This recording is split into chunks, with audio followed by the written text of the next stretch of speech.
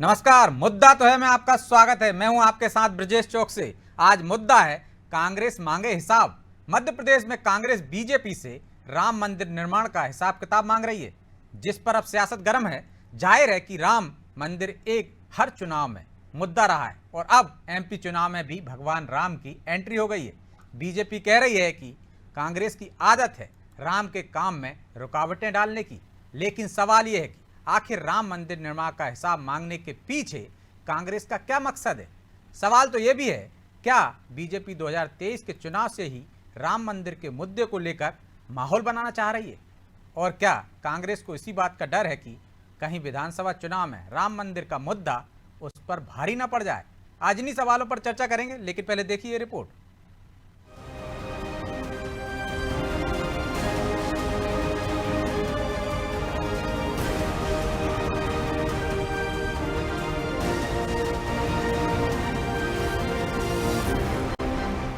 जो राम मंदिर के नाम पर 90 के दशक में 8,000 करोड़ रुपए एकत्रित हुए थे, मगर जनता हिसाब मांग रही कि वो 8,000 करोड़ रुपए कहाँ हैं। कभी भगवान श्री राम के अस्तित्व को नकारने वाली कांग्रेस बीजेपी से अयोध्या राम मंदिर के निर्माण का हिसाब मांग रही है, लेकिन सवाल ये आखिर क्यों? तो इसके पीछे की रणनीति को यूँ समझिए कि भगवान श्री राम और राम मंदिर हर चुनाव में मुद्दा बनता रहा है। 2024 के लोकसभा में भी बीजेपी इसको लेकर मुखर रहने वाली है। इतना ही नहीं, अगले साल जनवरी में मोदी राम मंदिर का भव्य उद्घाटन कर सकते हैं। यानी बीजेपी माहौल 2023 से ही बनाना शुरू कर देगी और कांग्रेस को शायद डर इसी बात का है। लिहाजा कांग्रेस ने भी पहले से ही माहौल बनाना शुरू कर दिया है। हिंदुत्व का चोला ओढ़े कांग्रेस की कोशिश राम मंदिर पर हिसाब मांगकर बीजेपी को घेरने की है, ताकि उस पर मनोवैज्ञानिक दबाव बनाते हुए बीजेपी को इस मसले पर लीड लेने से रोक सके।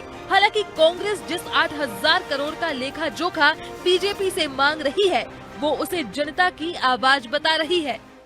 विश्व हिंदू परिषद के राष्ट्रीय अध्यक्ष ने दावा किया था 8,000 करोड़ रुपए इस देश की जनता ने मंदिर निर्माण के लिए दिया है, मगर वो 8,000 करोड़ रुपए किस बैंक में है, किस प्रांत में है, उन 8,000 करोड़ का ब्याज कितना हुआ और उसका खाता नंबर क्या है, पहले वो बता दें। जिनका मंदिर निर्माण सिर्फ भ्रष्टाचार के लिए होता है, उनसे हिंदुत्व, धर्म, राष्ट्रवाद, राष्ट्रीयता और मंदिर निर्माण की बात एक मजाक लगती है। कांग्रेस बीजेपी पर शुरू से ही भगवान राम के नाम पर सियासत करने के आरोप लगाती रही है, लेकिन सच तो ये भी है कि जब मंदिर निर्माण के लिए चंदा लिया जा रहा था, तब भी कांग्रेस ने बीजेपी को घेरा था। हालांकि कांग्रेस के हिसाब मांगते ही इस पर अब सियासत भी तेज हो गई है। बीजेपी ने कांग्रेस पर जमकर हमला किया और राम मंदिर निर्माण को लेकर कांग्रेस पर सवाल उठाए। कांग्रेस पार्टी कब तक राम नाम में राम काज में बाधा अड़ाएगी? कौन कांग्रेस पार्टी? वो कांग्रेस पार्टी जिसके श्री दिग्विजय सिंह कहते हैं कि हिंदू आतंकवाद, भगवा आतंकवाद। कौन कांग्रेस पार्टी जिसके नेता सलमान खुर्शीद कहते हैं कि हिंदू धर्म ISIS और बोको हराम के समान आतंकवादी संगठनों की तुलना करते हैं? कौन कांग्रेस पार्टी जिसकी मनमोहन सिंह जी सरकार लिखकर देती है कि राम सेतु काल्पनिक, प्रभु श्री राम काल्पनिक? कौन कांग्रेस पार्टी जो विभाजित ढांचे के पक्ष में खड़े होते हैं? ये पाखंडी ढोंगी लोग, इनको राम नाम का राम काज में बाधा डालने के अलावा और कोई आनंद आता ही नहीं है। इसमें कोई दो राय नहीं है कि 2024 के चुनाव में राम मंदिर एक बड़ा मुद्दा रहेगा, लेकिन अब MP विधानसभा चुनाव में भी भगवान श्री राम की एंट्री हो गई है। राजनीतिक विश्लेषकों की माने तो बीजेपी के लिए केंद्र की सत्ता तक का सफर आसान करने में राम मंदिर के मुद्दे ने अहम रोल निभाया था, लेकिन अब कांग्रेस की कोशिश है कि इस मुद्दा बनने से पहले इसके बहाने बीजेपी को घेरा जाए, क्योंकि कांग्रेस बीजेपी की तर्ज पर ही हिंदुत्व को लेकर आगे बढ़ रही है। हालांकि बीजेपी से हिसाब मांगना उसके लिए कितना फायदेमंद रहेगा या नुकसानदायक, ये भी जल्द साफ हो जाएगा। ब्यूरो रिपोर्ट, अनादि टीवी।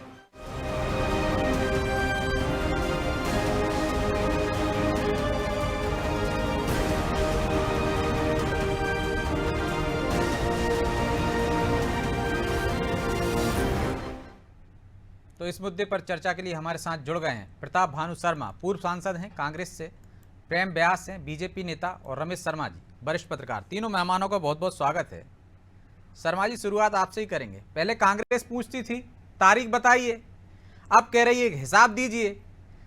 सिर्फ कांग्रेसियों ने ही चंदा नहीं दिया, चंदा तो देश दुनिया से राम भक्तों ने दिया है, लेकिन कांग्रेस बार बार हिसाब मांगती है। 2021 में दिग्विजय सिंह हिसाब पूछ रहे थे, अब के मिश्रा हिसाब मांग रहे हैं। आखिर मकसद क्या है कांग्रेस का हिसाब मांगने के पीछे? देखिए ब्रजेश जी, भगवान राम के मंदिर भव्य से भव्य बने, इसमें हमेशा कांग्रेस के नेतृत्व ने काम किया है। चाहे वो राजीव गांधी रहे हो, चाहे वो हमारे नरसिम्हा राव जी रहे हो, चाहे डॉक्टर मनमोहन सिंह जी रहे हो, सबने एक ही स्टैंड लिया था कि भव्य मंदिर बने। और बीजेपी तो उल्टा कह रही है, वो तो कह रही हर बार रुकावटें डालते हैं आप लोग। वो तो उल्टा पुल्टा आदिकाल से अनादिकाल तक कहते रहेंगे, उसकी हमें चिंता नहीं है। जो तथ्य है वो तथ्य है। 67 एकड़ जमीन रामालय ट्रस्ट के लिए 1 रुपए में, सिर्फ 1 रुपए में नरसिम्हा राव जी के समय में अधिग्रहित की गई थी। राम मंदिर का शिलान्यास राजीव गांधी जी के समय पर किया गया था। और ये पूरे कांग्रेस का स्टैंड शुरू से ही रहा कि सुप्रीम कोर्ट का फैसला आने के बाद में इसके निर्माण कार्य को शुरू किया जाएगा। वही काम तो बीजेपी ने किया है जो कांग्रेस का स्टैंड था। हमने हमेशा राम मंदिर के तरफ काम किया। हम खिलाफ हैं भ्रष्टाचार के, हम खिलाफ हैं राम मंदिर शिलाओं के नाम पर इन्होंने ईंटों को पुजवा दिया, गांव में प्रभात फेरियां निकलवा दी और चंदा इकट्ठा कर लिया। आप बताइए, लेकिन शर्मा जी, चंदा तो कांग्रेस नेताओं ने भी दिया, और हमने तो ये भी देखा है कि कांग्रेस नेताओं ने, विधायकों ने, पूर्व मंत्रियों ने भी चंदा इकट्ठा किया। भव्य निर्माण हो रहा है शर्मा जी, लेकिन चंदा तो कांग्रेसियों ने भी दिया। दिग्विजय सिंह ने 11,1111 रुपए दिए, और नहीं माफ कीजिएगा 1,11,1100 दिए, और बाकी के कांग्रेस नेताओं को भी हमने देखा किस तरह से चंदा इकट्ठा कर रहे थे। तो चंदा तो कांग्रेसियों ने भी इकट्ठा किया है ना। नहीं, वो तो ठीक है ब्रजेश जी, चंदा देने में, सहयोग देने में और उसमें बनाने के भव्य निर्माण करने में यदि कांग्रेस के लोग जो हिंदू धर्म में, सनातन धर्म में विश्वास रखते हैं, सहयोग देते हैं तो अच्छी बात है ना, उसमें क्या, हमने भी दिया। लेकिन हिसाब सिर्फ कांग्रेस ही पूछ रही ना, कांग्रेस के भी चंद नेता। इसलिए हम पूछेंगे, चंद नेता नहीं सभी नेता पूछेंगे, कांग्रेस पूछेगी। कांग्रेस एक जिम्मेदार विपक्ष है और हमें मालूम है कि जब केंद्र सरकार ने राम मंदिर तीर्थ ट्रस्ट का संरचना की है, गठन किया है, एक जवाबदेह ट्रस्ट भारत राष्ट्रीय स्तर पर बना है, तो वैसे भी इनकी नियमावली यही है कि they are accountable to the people of India. Bharat के लोगों के प्रति वो जवाबदेह हैं। और जब कोई ट्रस्ट बन गया जिसका गठन भारत सरकार ने किया और उसमें 12 लोग भारत सरकार द्वारा नॉमिनेटेड हैं 15 में से, तो ये नहीं, ये हमें हिसाब मांगने का अधिकार नहीं है। बिल्कुल, एक एक नागरिक को हिसाब मांगने का अधिकार है। और दूसरी बात इसलिए मांगा जा रहा है, हमारे सामने वो आंकड़े भी आए थे कि 2 करोड़ की जमीन को 18.5 करोड़ में एक ही दिन में उतने भाव बढ़ाकर 10 मिनट के अंदर वो पाठक से जमीन कोई उन्होंने खरीद, सुल्तान अंसारी ने, सुल्तान अंसारी से 15 मिनट बाद ही खरीद ली चंपक राय जी ने, राम तीर्थ ट्रस्ट ने। तो ये इतना बड़ा एक, इसमें आज तक कोई 2 करोड़ 18 करोड़ की हो गई थी। ठीक है व्यास जी, 18 बहुत करोड़ सारे हो गई, आरोप हैं और सवाल पूछना तो वाजिब है। 8,000 करोड़ का जो चंदा हुआ है, ठीक है, जवाब ले लेते हैं शर्मा जी। भारत सरकार द्वारा गठित ट्रस्ट है, हर एक को ये पूछने का अधिकार है, उसका जवाब, हाँ, उसका हिसाब प्रस्तुत करने कहीं कोई दिक्कत नहीं है। तो व्यास जी, जब बीजेपी की नियत साफ है, कोई खोट नहीं है आपकी नियत में, तो हिसाब दे दीजिए, ताकि जो संदेह के बादल जो हैं मंडरा रहे हैं वो छट तो जाए कम से कम। जाती रही भावना जैसी, प्रभु मूरत दिखी ताही तैसी। ठीक है, मैं तो सबसे पहले यही कहूंगा, और राम जी इनको सद्बुद्धि है। पूर्व में भी राम कार्य में बहुत सारी बाधा है। आप मान के चलेंगे 528 सालों का इतिहास है अयोध्या का लड़ाई का। ये कोई 47 में नहीं हुआ या कांग्रेस ने बनने के बाद ही। और कांग्रेस ने अगर ताले खुलवाए तो कांग्रेस ने ताले वापस क्यों लगवा दिए? क्या इस प्रश्न का जवाब देंगे? 60-61 के दशक में नियंग सिखों ने वहां पर जाके पूजा पाठ करा था, वहां पर जाके राम राम शिलाओं पे लिखा था, और पहली एफआईआर में ये लिखा था कि विवादित ढांचा प्लस जन्मभूमि। ये सबसे पहले एफआईआर में लिखा गया था। तो आप अगर ये कहेंगे कि कांग्रेस ने करा तो राम सेवकों पे, राम भक्तों पे हजारों लोगों को गोलियां मारना और उसके बाद से अभी तक उसको विवादित करना, और मैं अभी की बात बताता हूँ, 2008 में आपने कोर्ट में हलफनामा दिया है कि राम काल्पनिक पात्र थे, और इतने सालों से कांग्रेस नहीं, गलत है स्टेटमेंट, कोई हलफनामा नहीं है। 2008 का हलफनामा कोर्ट में देखिए, नहीं दिया। डिबेट के दौरान यदि किसी एडवोकेट ने कहा है तो मैं फिर कह रहा हूँ, आप साथ नहीं है। के साथ देख लीजिए महोदय, मेरा आदरणीय, आपने बोला, मैंने सुना कहीं भी आपको। लेकिन व्यास जी, गंगा जी से बहुत सारा पानी बह गया है, आज के मुद्दे पे बात करो ना। वो हिसाब मांग रहे हैं। 15 नवंबर 2020 को अयोध्या से सारे प्रदेश में पत्र जारी हुआ है, उसी के माध्यम से एक एक पैसा ट्रस्ट को, चाहे चंदे के नगद के द्वारा जा रहा है तब भी उसका हिसाब हो रहा है, और चेक के द्वारा जा रहा है तब भी उसका हिसाब हो रहा है। प्रदेश की जनता एक एक रुपया उन्होंने राम कार्य में दिया था, और उसका हिसाब ट्रस्ट के पास में मौजूद है। पहले आप उस धरातल पे तो उतरे, भक्ति के उस धरातल पर, आप बिना भक्ति के धरातल पर राम विरोध करने के बाद वो तो 8,000 करोड़ का हिसाब मांग रहा है, जो विश्व हिंदू परिषद ने पहले इकट्ठा किया था। 8,000 करोड़ का एक आंकड़ा 1990 में, बताता हूँ आपको, हिसाब भी देता हूँ। 1990 में उन्होंने एक स्टेटमेंट जारी करा कि हमारे पास 8,000 करोड़ रुपया है। ठीक है, विकीलीक्स का एक स्टेटमेंट आया कि कमलनाथ जी ने न्यूक्लियर डील अमेरिका को दे दी थी। कौन सी बात, डील कहां से आ गई बीच में?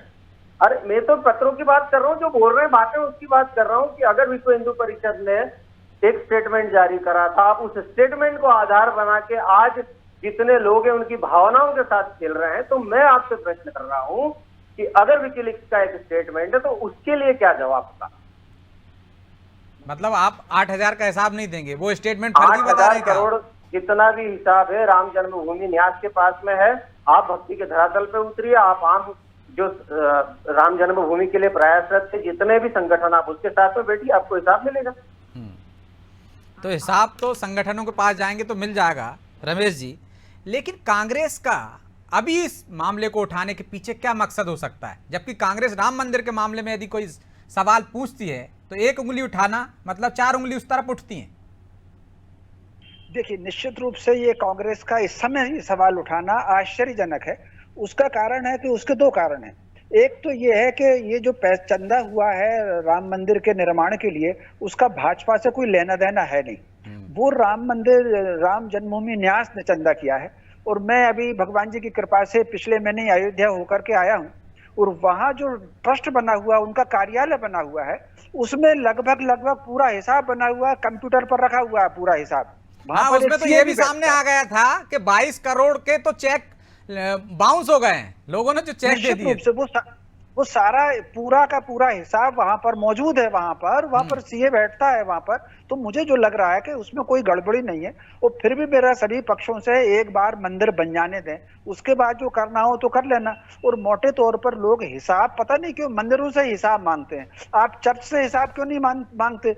वक्फ बोर्ड के पास कितनी संपत्ति है, वो कितना उसका कहाँ खर्च करते हैं, उससे कोई हिसाब नहीं मांगता।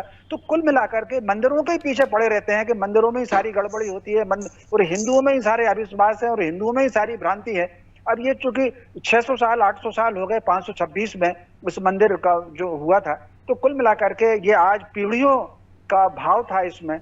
और ये जो अगर आज मंदिर बन रहा है, तो मैं समझता हूँ मंदिर को पहले बन जाने दें। वहाँ सारा हिसाब रखा है, अयोध्या जाकर के लोग देख लें, और इसको भी एक राजनीतिक इशू, कम से कम मंदिर को ना बनाए, लेकिन मंदिर वो तो एक बार बन जाने। विश्व हिंदू परिषद द्वारा जो चंदा इकट्ठा करने की बात आ रही है, उसका हिसाब मांग रहा है।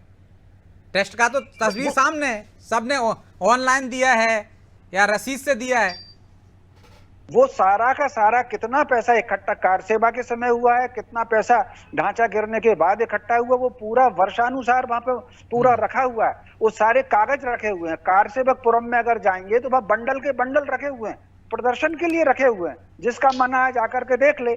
तो कुल मिलाकर के पूरी की पूरी सारा संघर्ष का इतिहास, धन संग्रह का इतिहास और उसके व्यय का इतिहास वो मौजूद है अयोध्या में। मैं अभी पिछले महीने ही वहां से होकर आया हूँ जी। तो शर्मा जी, क्यों मांगा जाता है? सिर्फ मंदिरों का हिसाब मांगा जाता है, ना चर्च का मांगा जाता है, ना वक्फ बोर्ड का मांगा जाता है? क्यों संदेह वहां उठाया जाता है? और अभी क्या मकसद है? मंदिर बन जाने देते। शर्मा जी कह रहे हैं पूरा हिसाब किताब है, अयोध्या में जाके देख लीजिए। देखिए ब्रिजेश जी, आप जानते हैं कि जो पब्लिक ट्रस्ट होते हैं इसका हिसाब किताब सब आमदनी, व्यय और एसेट्स सबका ऑडिट होता है, और ये अकाउंटेबल है पब्लिक ट्रस्ट होने के कारण पब्लिक के प्रति, इसलिए इनकी जवाबदेही तो बनती है। यदि 8,000 करोड़ विश्व हिंदू परिषद ने जमा किया है तो बता दें, ऑडिटेड रिकॉर्ड दे दें। कंस्ट्रक्शन में हर बैलेंस शीट में 1 साल की बैलेंस शीट बनती है, पिछले मार्च तक का हिसाब दे दें कि पिछले उसमें कितना कैरी ओवर हुआ, क्या उसका लास्ट बैलेंस आया। इस साल का जब मार्च आ जाए तब इस साल का दे दें। तो हमें हिसाब ट्रस्ट क्यों से नहीं मांगना मांगिए ना, पड़ेगा? बीजेपी से क्यों मांग रहा है हिसाब? क्योंकि वो शर्मा बीजेपी जी की कह रहे हैं। सरकार ने ही ट्रस्ट का गठन किया है, और बीजेपी जब इस राम मंदिर बनाने के ठेका लेती है, प्रधानमंत्री उसकी पूजन करते हैं, किसी शंकराचार्य जी को याद नहीं किया जाता, धार्मिक विधान से, विधि विधान से उसका शिलान्यास नहीं किया जाता, किसी धार्मिक संत को बुलाया नहीं जाता, प्रधानमंत्री से ही करवाना है। तो राजनीतिकरण तो इन्होंने कर दिया राम मंदिर के निर्माण का। चारों शंकराचार्य को क्यों नहीं जोड़ा जा सकता था उनकी भूमि पूजन में, शिलान्यास में? तो प्रधानमंत्री तो 140 करोड़ देशवासियों का पूरे देश में प्रतिनिधित्व कर रहे हैं आंदोलन ना किया। वहां पे।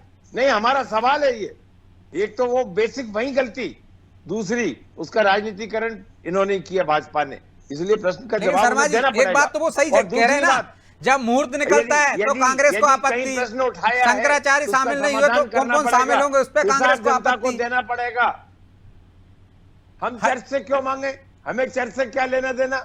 हमारा हिंदुओं का आस्था का केंद्र सियाराम में सब जग जाना, तो जो वहां पर यदि उसमें निगाह तो व्यास रखेंगे ना जी, जब लोकतंत्र पूरी में। तस्वीर साफ है, एक एक हिसाब है, तो पब्लिक डोमेन में डाल दीजिए ना, जिन डाल लोगों ने दें, बस चंदा और दिया क्या? उनको भी पता चल जाए, उसमें दिक्कत क्या है? वेबसाइट पे डाल दें, पब्लिक डोमेन पे डाल दें। ठीक है व्यास जी। पब्लिक डोमेन कोई खर्चा होना नहीं है। वेबसाइट पर डालने की डिमांड क्या अभी तक हुई है किसी के द्वारा? क्या किसी आम व्यक्ति ने जिसने चंदा प्रेषित किया है, क्या उसने ऐसी कोई मांग की है? आप रात को 2 बजे सुप्रीम कोर्ट खुला लेते हो किसी भी अपराधी को छुड़ाने के लिए, लेकिन जब बात धर्म पे आती है तो आप आक्षेप करते हो। और हाँ, मैं अपने आप को गौरवान्वित महसूस करता हूँ अगर मैं एक ऐसी पार्टी के लिए कार्य कर रही हूँ जिसने राम मंदिर की शिलान्यास के लिए, जिसने राम मंदिर के लिए अपने प्राणों का त्याग दिया और इतने वर्षों से सतत लड़ाई लड़ रही है। मैं गौरवान्वित महसूस करता हूँ। दूसरी बात है हिसाब की, तो मैंने आपको पुनः बताया, एक एक पैसे का हिसाब है। 90 के दशक से अभी तक कहां से कितना आया, इसीलिए मैंने आपसे कहा था डाल दो, वेबसाइट पे डाल दो। भक्तिमय वातावरण में पहले चले जाइए, आप धरातल पे उतरकर उन राम भक्तों के हृदय की पीड़ा को समझिए जो इतने वर्षों से भोग रहे थे। आज सिर्फ आप हिसाब मांग रहे हो, कभी आपने उनकी पीड़ा नहीं समझी। क्या कार सेवकों के परिवारों की पीड़ा आपने समझी कभी? 90 के दशक से अगर एक स्टेटमेंट जारी हुआ था तो आप 2020 सतत 30 वर्षों तक सिर्फ इसी बात का इंतजार कर रहे थे कि अगर किसी राजा ने आकर, अगर किसी प्रधानमंत्री ने आकर, अगर किसी हिंदू व्यक्ति ने आकर राम मंदिर के भव्य शिलान्यास का कार्य किया तब हम उससे ये सवाल पूछेंगे, तब तक आप मौन रहेंगे। ठीक है शर्मा जी, क्या कांग्रेस को लग रहा है कि 2024 में माहौल बनेगा राम मंदिर को लेकर, और उनको लगता है कि 2023 में भी इसका विधानसभा चुनाव में नुकसान हो सकता है? शायद इसी डर से ये मुद्दा उठाया है अभी कि एक डेंट लगा सके बीजेपी के पर, सवाल उठा सके।